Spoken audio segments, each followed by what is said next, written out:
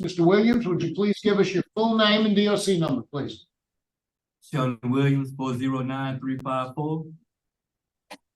Mr. Williams, let me explain our process to you. First, I'm going to read some information into the record, and then we're going to conduct a parole interview with you. At the appropriate time, we'll let those persons who wish to have input speak. Today on Zoom, we have Miss Nija Gordon, who wishes to speak in opposition to your parole. After we have that hearing, you'll have an opportunity to say whatever it is you'd like to say to the board, and then we'll vote. You understand our process? Yes, sir. This is Mr. Shun Williams, DOC number 409354, date of birth February the 12th of 1979. He's classified as a first-time felony offender. He has a parole eligibility date of February the 12th of 2024, an adjusted good time date of November the 20th of 2032. He has a full term date of October the 21st of 2038. He is currently serving a 40-year sentence on the charge of manslaughter, having been sentenced on May the 4th of 1999. Mr. Williams, is that information accurate? Yes, sir.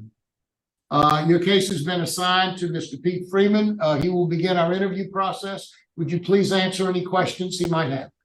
Yes, sir. Okay, Mr. Williams, how long have you been in jail on this charge? I've been incarcerated for 25 years, sir. 25 plus years.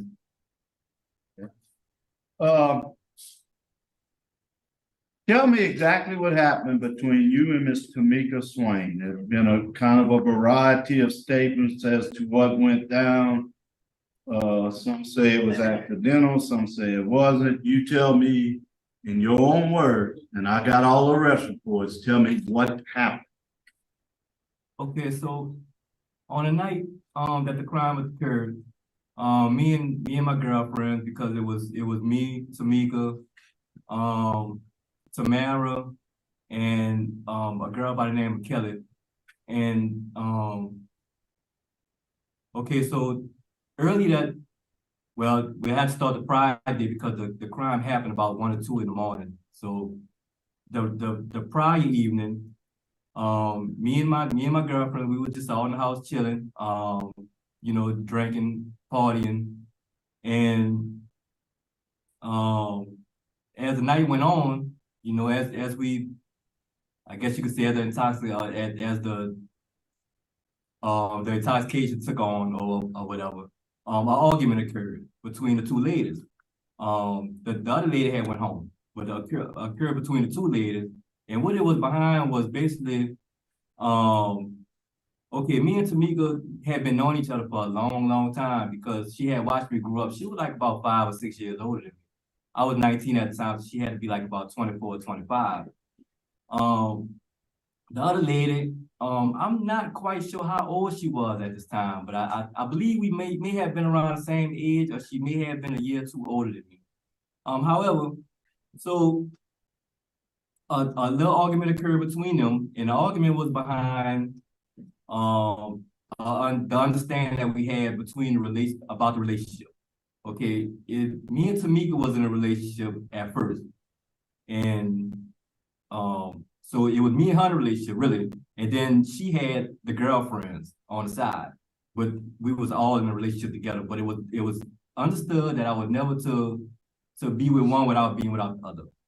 Okay, so as the night occurred, the ladies drinking and doing drugs or whatever. The ladies, it came out that me and Tamara had been like sneaking off to the side. So Miki got upset. She really did. And, I had to stop her from jumping on Tamara because Tamara was pregnant at the time. And so I had to kind of like settle that down. And the way I settled it down was I said, well, look, you chill out here at the house. Let me take her around the corner by her girlfriends, by, some girl that she was, because they was all strippers. They was all working at a strip club. And I'm like, look, let me take you over here around the corner so y'all could, we can kind of fuse this, and let me go back. I'm going to talk to her.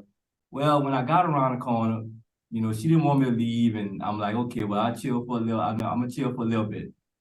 I chilled for a little bit. I wind up going to sleep.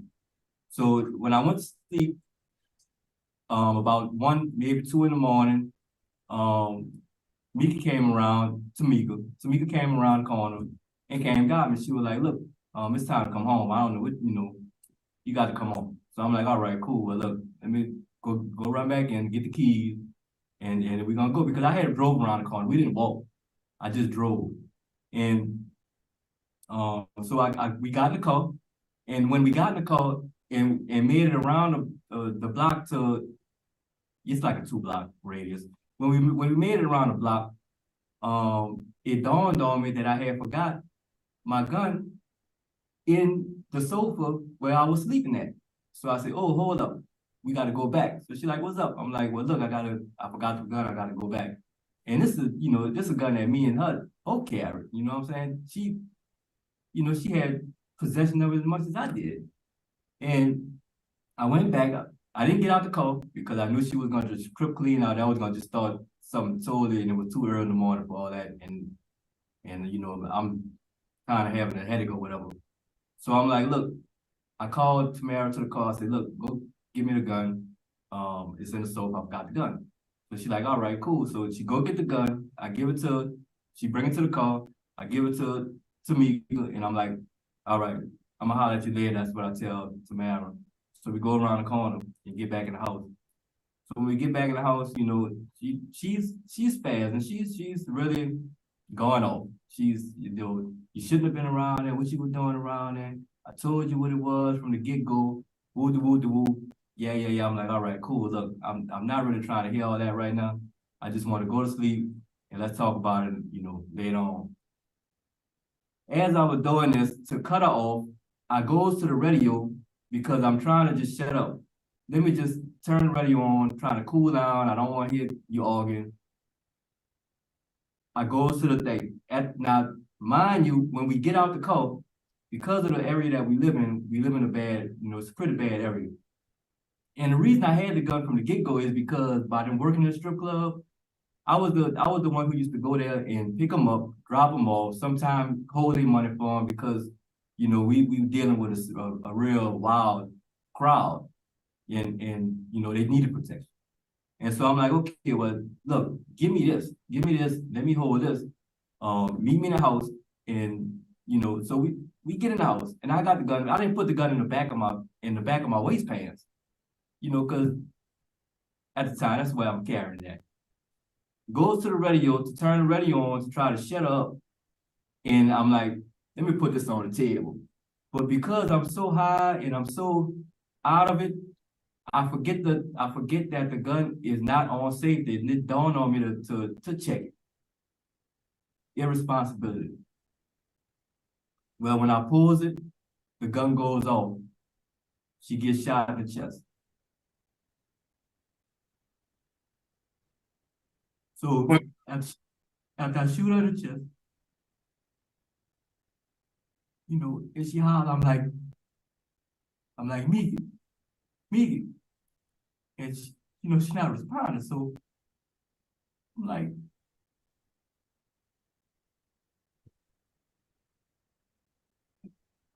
I go out the door and I go try to get some help. Okay, I think I got that. What kind of gun was it? It's a 40 caliber. What kind? A Ruger.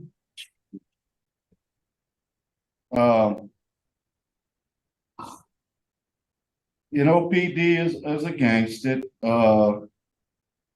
We have one victim is gonna speak. We have another victim that was opposed also. Where are you gonna work? Where are you gonna live? If I were to get out, my mother's she's dealing with a lot of health issues. So when I first get out, I'll probably go. I'm going to the family house, which is my aunt is in control of the family house right now. So that'll be in New Orleans, 1716 Elizabeth Avenue. And from there, I talk to my parole officer, and see if maybe I can get moved to Texas where my mother's staying at. That's where my family was since Katrina. And you know, I want to take care of her because she dealing with a lot of health issues. I actually became a nursing aide in prison. So Saw that. yeah, when I get out, you know. Um, So yes, I'll be staying in New Orleans for the time being. how many classes have you taken? There was none put in our file. Okay, so I have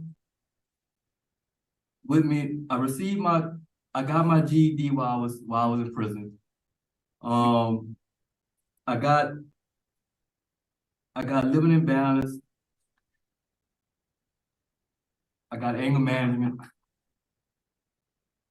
And I also completed vocational training while I was at Raymond LaBour for auto body and collision repair. Since I've been here, I'm currently a student at Ashland University. This will be like my third semester coming up. I just received I would have completed my third semester, but what I did, I took a semester off because I wanted to get my first certification for my IC3 because it's been so long since I've been gone. I needed to get the computer certification. I know that's what the world is working on at the time. Next, well, I'm trying to get my voucher for this week to take level 2 of the IC3. It's a 3-level course, and I'm doing that right now. I've also did some communication classes. Well, when I was in Angola, we started a program called Youth Development, and Youth Development had a lot of aspects to it, and it was dealing with communication, character, parenting, victim awareness.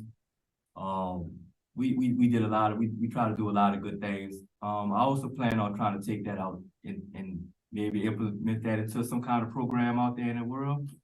To help these youngsters because it's so easy to fall into trouble, man. You know. That's for sure. There's a lot of stuff to tempt you out there. Okay, let's talk about your write-ups. Yes, sir. Back in 2019, December of 2019, you got a synthetic marijuana write-up. What was that about? Yes, sir. Okay, so I had just recently came here and at this facility, and I really thought it was a shot that I was getting because I was kind of stressing it was close to Christmas time. I believe that was maybe a day or two before Christmas or something like that. But I had stopped. Okay, so I stopped smoking in like 2016 or 2015 when they removed the cigarettes off the canteen list. And at that time, it was just a kind of stressful situation. So I wanted a shot. I was nicking, and I was like, well, look, let me hit that. What I didn't know is that it was synthetic marijuana at the time. So as soon as I hit it, I went out, and that's basically, I can't really remember anything else about it, about that situation. But I could tell you in 22, I did another synthetic marijuana. And that I tried because I'm used to smoking marijuana, you know, on the street. So I kind of thought synthetic marijuana was like regular marijuana. And no, it's not. Trust me. I smoked that and it was not what I thought it was. May of 22, that was synthetic marijuana also. Synthetic marijuana, that was on Mother's Day, yes, sir. I have no further. After that, it was over. After that, I'm not one to do hard drugs, you know. Like I said, that night that this crime happened, yes, we were doing some drugs, and like I said, my main drug is marijuana, and I like to drink. But on that particular night, yes, I did dib and dab with a little powder cocaine, and that's what had me. When I crashed, what I call crashing is when I went to sleep that night. You know, Yeah, I had been up for a few days. I had been up for probably like 2, maybe 3 days at that point. And when I finally crashed, that's how I wound up going. That's how the whole thing started. Because if I would have never went to sleep around the corner, none of this would have ever took place. And it's so much. I mean, I just wish I could if I could just take that night back. I would definitely take that night back.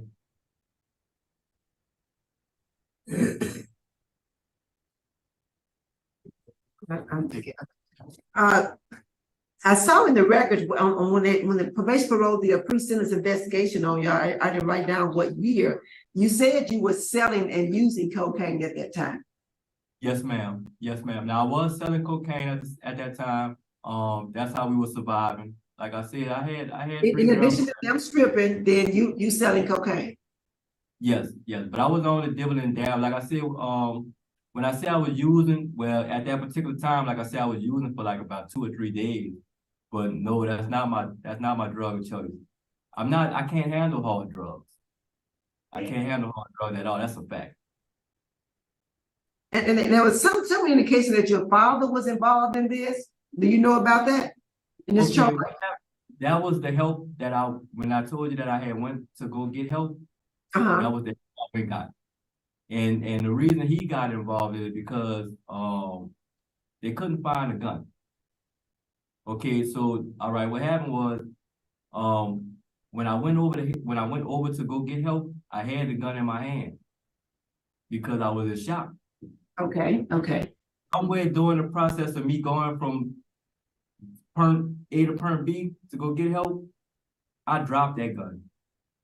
You know, and it was like a panic because I mean, I banged on that house all the way around in the alleyway. This is my mother's house I'm talking about. You know, trying to get help because I couldn't. So you didn't call 911. You didn't have a cell phone, well, nothing like that. No, man, we talking like 1998. Okay, let's go get help. Okay. Probation parole could not reach any of your family, so you might need to update your master prison record and put down some family contact in there. Because if something happened to you that there's nobody to reach. Everybody's out of town. I really have.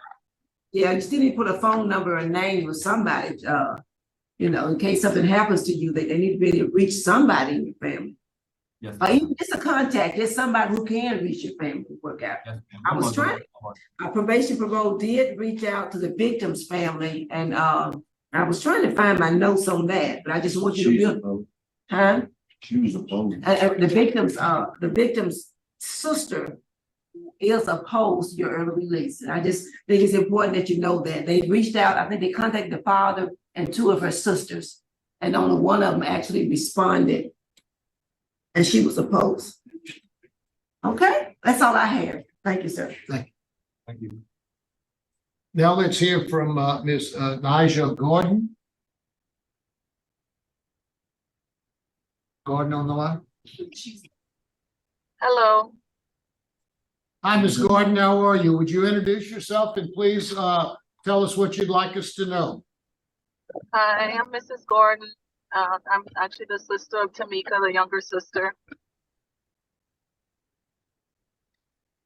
It was quite a surprise to me when I got the letter from the parole board. I was unaware that there would be consideration of parole before the entire sentence was served, which to my knowledge is 40 years. Please correct me if I'm wrong. The sentence was 40 years, but he is eligible for this hearing today under the law. Okay. So at the time that the crime occurred, I was still a preteen. I didn't really have much knowledge of the details. So this is kind of my first time getting these details. So I like to speak more to just my relationship with my sister. shortly before she left, and in the months leading up to her death, she actually lived with us at the house with my family, and we share the same father. And it was just a wonderful time, just being able to spend time with her, talk to her, get to know her again, because she didn't always live with us. And then she was kind of just gone in an instant. So I remember it being just a really dark period where we didn't hear from her for a long time, and then we hear that she's just gone. And at the time, Tamika also had a 6-year-old daughter. And the next time we all saw her again was at her funeral in a coffin. So that's my experience. You know, I can't speak to any of the details that's being discussed at this point because I was under a different impression based on some records that I had read about an appeal that happened, I think in 2000 or 2001. So the story that I'm hearing right now from Mr. Williams sounds totally different. So I won't speak to that. I won't make a judgment about that. And that's all I have to say. Thank you very much, Ms. Gordon. We appreciate your comments. Mr. Williams, is there anything you'd like to say to the board before we vote? Yes, sir. First off, Warden, make any comments? No, Warden. Warden, do you have any comments to make? Apologize for not asking you. No, sir, that's fine. No comment. Okay.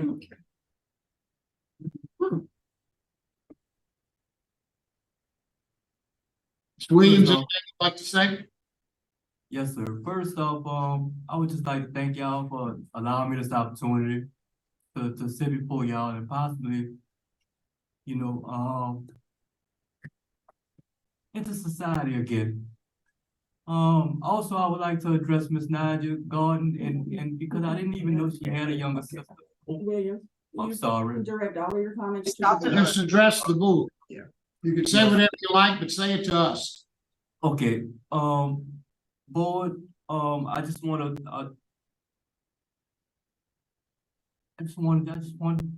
everybody to know that I'm sorry. This wasn't intentional. I would never intend, this is a lady that watched me grow as a kid. I mean, she stood in the next block from me. You know, this is when we were growing up as kids. This is not somebody that I would have just taken a life like that. You know what I'm saying? I just want them to know that I'm sorry. Please let them know that I'm sorry. Thank you, Mr. Williams. Pam, ready to vote? Yeah. Mr. Freeman? Okay, Mr. Williams, you know, I don't know if you just don't want to face the truth or not, but it's just hard to believe that that gun accidentally went off and shot and killed her, especially during the heat of rage y'all were all in at that time. Plus she was on drugs. You have a terrible disciplinary record and victim opposition. My vote is to deny. Thank you, Mr. Freeman. Ms. Wise? Mr. Williams, I have listened and I have listened and I've listened. I do see great potential in you. And to Ms. Gordon, I really appreciate your participation today. I know this was challenging, but thank you for the courage to speak to us today. I'm just not willing to take a chance on you today, Mr. Williams. I'm just not. I just want to encourage you to continue to do what you're doing, but my vote is to deny. Just need more programs. Just take a few more programs and spend some more time reflecting on what happened and get it clear in your mind. But best wishes to you, sir. Mr. Williams, you have 2 votes to deny. I agree with my colleagues. My vote likewise is to deny. Good luck to you, sir. Keep working. And reapply as soon as you're eligible. Thank you.